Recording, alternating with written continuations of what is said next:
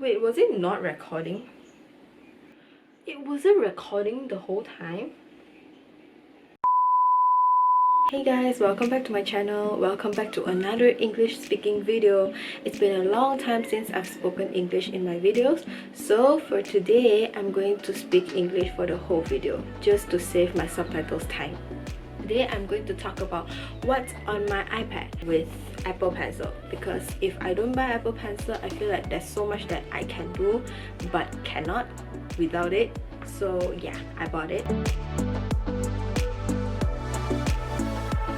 Turn on, you will see a time to celebrate simple wallpaper, and then you will go into the home page. The home page is just all the preloaded apps from Apple, and the second page is still some preloaded apps. And then when it comes to the third column, starting with the productivity file, I can't speak today, I'm sorry. Starting with the productivity file, we have OneNote, Evernote, Google Docs, Google Drive, Google Slides, and Google Calendar, which are all Microsoft and Google stuff. For the first one, OneNote, it's a note-taking app, but then I barely used it now. I don't even know why is it there, but I'm just keeping it there. And Evernote is actually very useful, but provided if you only use in 2 devices. So you sync it with another device, for example your laptop or your phone, and then whenever you log in, you are just on the page. So when your iPad couldn't take a picture of the lecture slides, you can just use your phone to log in and then just take a picture of the slides and then insert the picture inside and continue note-taking on your iPad. I really recommend it, and it's free. So yeah, it's a very good note-taking app. But then same, I barely use it now because I have another app that comes in later that I would recommend. And then Google Docs is very good for team meeting and group works because everyone can just go on it and just do work together. Yeah, Google Docs is a very good app. Google Drive, I'm pretty sure everyone knows, you just put in all your files, but then there's only 15 gigs, so use the space wisely. And Google Slides, same as documents, same as Google Docs, but then you're just doing slides together. For example, you have a group presentation to do, you can do it on Google Slides because PowerPoint doesn't allow more people to do it together. I think can, but then I don't know, I just use slides, and then it saves up a lot of time, a lot of work, because you know who is on the slides and who is not doing things. So yeah. And Google Calendar, I do use it, but then I don't put everything inside because I might not check it. I probably wouldn't check my Google Calendar. I don't know why, but I might not check it, so I'll still put it in my reminder. And then here it comes Adobe Draw. My sign-in period has expired. Okay, whatever. So yeah, Adobe Draw is just a very simple drawing app that is free. I've just tried it on, I've tried to use the app, but then I just don't have that much free time to draw. And then here it comes To Do. To Do is a to-do list app, and I do use it sometimes but not always. And then Adobe Fresco.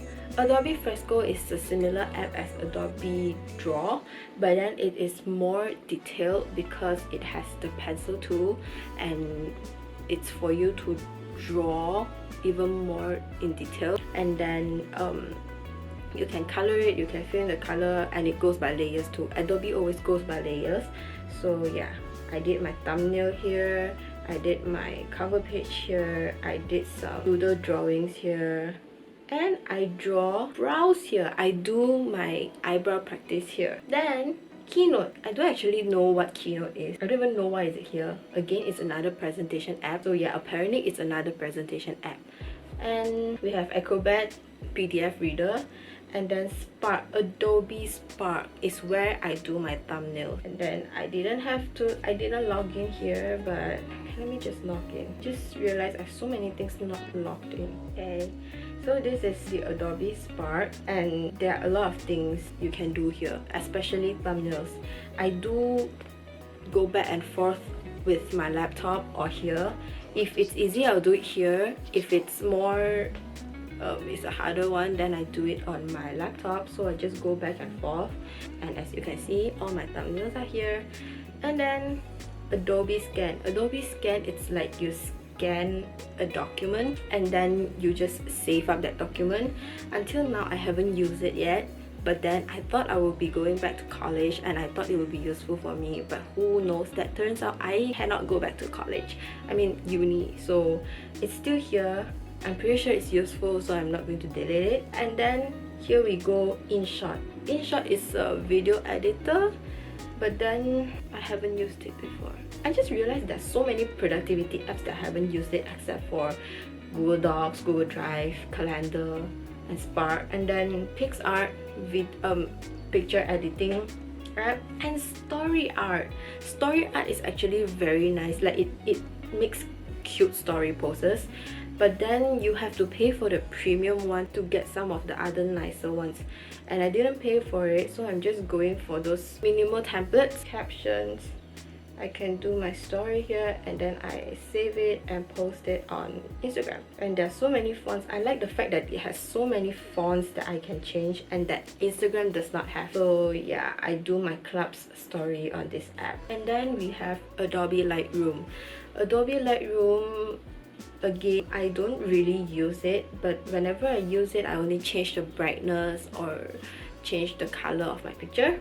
And then Photo Eraser. Actually, it's not useful. Let me just erase it. Delete it. And then here comes Vlo. Vlo is a very good tablet or phone editing app because it's very easy to use and it has a lot of choices to choose from. So, and it's free. So I recommend if anyone wants to do a small or like a short Instagram story video or IGTV video, I recommend you to use this so that you don't have to go on laptop confusing video editor to just edit a very simple video. Vlo is very useful. And Sheets is Google Sheets. It's like Excel, but then same is that everyone can access if the person has access. So my lecturers always give us our attendance sheet by using Google Sheets, so I'll have it there.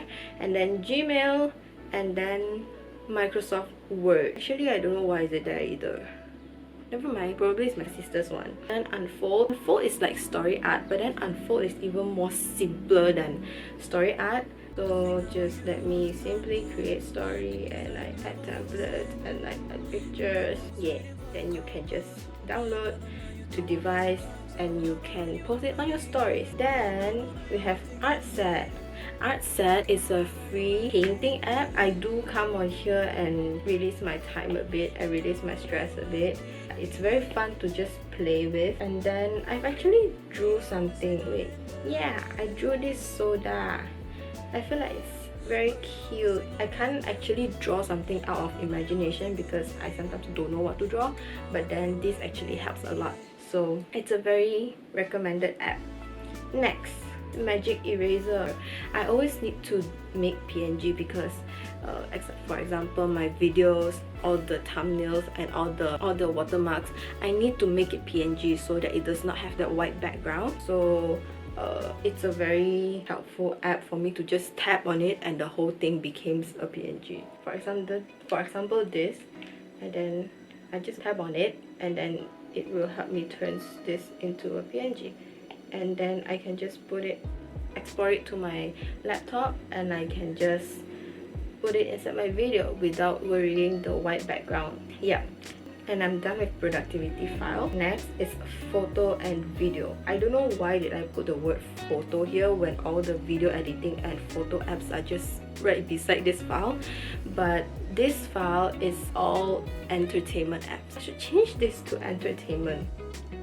So this entertainment app, we have YouTube, Netflix, Pinterest, Douyin, which is the Chinese TikTok, and Tengxun, it's a Chinese TV company, and iQIYI, and Red, Spotify, and TED Talk. So for YouTube, I'm pretty sure everyone knows what it is. And then Netflix, I've been very busy these days, so I haven't been having the time to watch Netflix. But then I really want to watch The King. I know it's ending. I know it ended already, but then I was just at the second episode and I stopped there. So I'm trying to find a time to continue. And then we have Pinterest. Pinterest is just for me to find inspiration and like find ideas, creativities, and it helps a lot. And wallpapers, I like to change wallpapers, so it helps a lot, inspires a lot. I recommend you to use it if you haven't been using it. And then we have the Chinese TikTok, which is Douyin. Everything is so funny on there. There are like short stories, there are like transformation videos, there's so many things inside, and my dad watches it too. And Tengshin is not what I've downloaded. I'm pretty sure my sister downloaded it. iQIYI, I used it to watch Youth With You, but then it's ended now, so I don't know if I still need it or not. I probably do watch some of the other shows on it, so I'm just keeping it. And Xiaohongshu is another app like Instagram, and this is the app that there's so many things on there. I can't say it clearly like what, but there are so many things to learn there, from beauty to life lessons to eating habits to workout to photo taking to video editing. There's so many things up there. I think it's a very helpful app to use. And then we have Spotify and we have TED Talk. I barely listen to TED Talk, but when I need inspiration, I do listen to it. And then with here it comes social media: Instagram, Skype, Messenger, Facebook, Twitter, WeChat, and Share It. Share It is an app that you can transfer files and videos and photos across. Is it across? No, you can share files from Apple to non-Apple. Yeah. And then we have games. PUBG. Who says that using an iPad to play PUBG is a very hard thing? I enjoy playing PUBG on my iPad so much that I can't play PUBG on phone anymore, because phones are just so small to me now. This whole big screen here for me to see clearly who that person is and where that person is, whether it's behind a rock or behind a tree. Therefore, I don't understand why are people saying that playing PUBG on iPad is something very hard, and they say you can't control, you can't shoot, you can't run. So I'm pretty sure it's everyone's preference, but then yeah, I enjoy playing PUBG on iPad so damn much. Wait, was it not recording? It wasn't recording the whole time. The video that I recorded just now is still here. I thought I did not press screen recording just now for a second, but then the video took a longer time to load, so it came out a bit later. The video previously was recorded. Okay, continue. And then Nonogram. It's a game that I don't know how to describe this. It's like you need to have it. It's like you see numbers here. So yeah, you see the top part and the side part.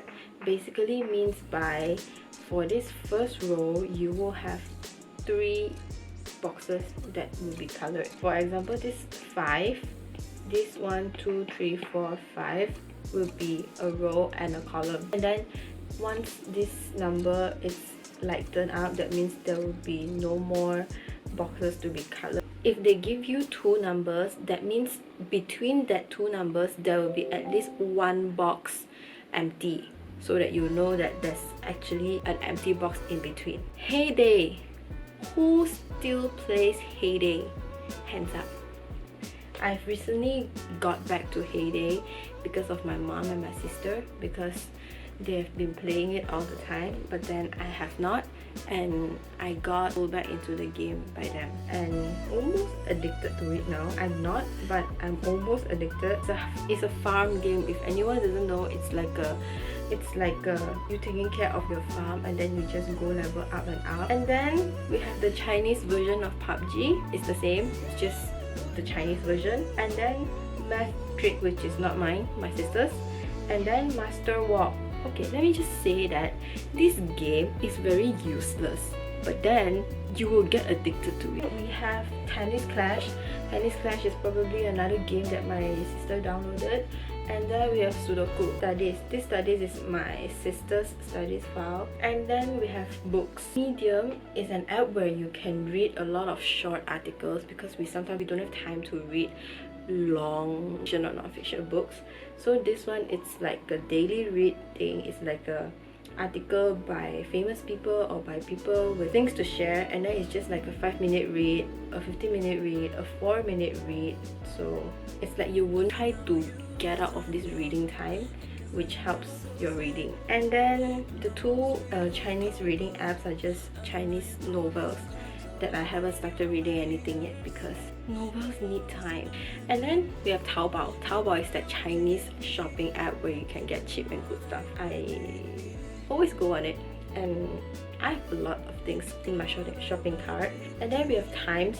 Times is my college and university's own build-up app for the students to use and for the lecturers to post up things. Metronome is where we play the piano. We need the beats, so we just do whatever beats we want and just press start. But yeah, it's just metronome. And then security, it's a system security that my dad puts inside. And GoodNotes. GoodNotes is where I do all my journals, where my notes inside, and it's been a very good app.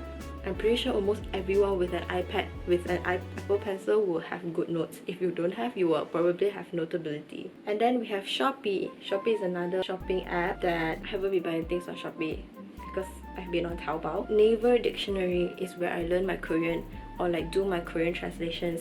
I search for Korean words when I was having when I'm having Korean class, and it helps. It really helps. Naver Dictionary, it's a very big recommendation for Korean learners. That's all for my iPad. My camera ran out of battery again. I really need to go get a new battery. But yeah, that's all for what's on my iPad, and I hope y'all like it. If you like it, do subscribe, like and share. I'll see you in my next video. Bye bye.